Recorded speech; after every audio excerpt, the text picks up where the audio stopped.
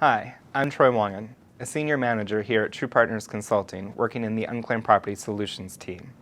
Today, we're going to talk a little bit about unclaimed property and mergers and acquisitions. As businesses continue to evolve and grow, merger and acquisition activity is always at the forefront of the C-suite's mind. Unfortunately, M&A activity can increase public scrutiny for both the purchaser and the seller, which can also lead to a state putting a company under an unclaimed property audit. Unreported liabilities related to unclaimed property are often overlooked during the due diligence process and unknowingly acquired along with the target's assets and/or stock. Any company that has customers, vendors, and/or employees can generate unclaimed property. Usually under a standard stock purchase agreement, the purchaser acquires all the liabilities of the target, which includes both the liabilities on the books of records along with the liabilities off the books and records. Off-the-book liabilities could include any voided checks and credit balances written off long before the deal took place. These could also include the liabilities of any entity that the target itself may have purchased over the years.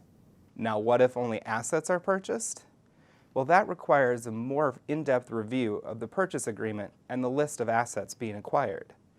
For example, if you're acquiring the bank accounts, did you also purchase the outstanding checks? If you purchased accounts receivable, did you also purchase credit balances? As employee retention is relatively low in these types of transactions, it's extremely important to document any policies and procedures related to unclaimed property that the target already has in place.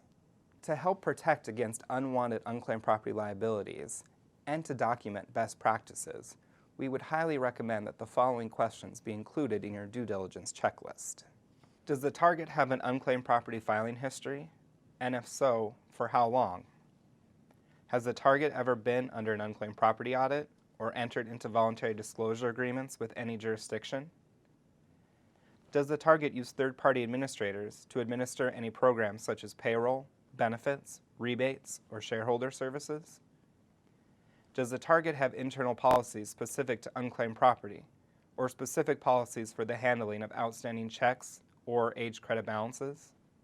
Does the target have a history of voiding or writing off aged checks and/or credit balances, or has it maintained a tolerance write-off policy?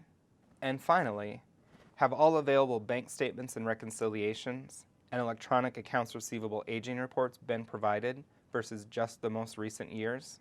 Understanding these aspects of the target could go a long way in determining if you need to make a purchase price adjustment for any unrecorded liabilities, or if you want to include indemnification language in the agreement. It is also not uncommon for these deals to take place over a relatively short period of time, and the proper due diligence cannot be completed. In that case, you would also look at the acceptability of including indemnification language in the agreement.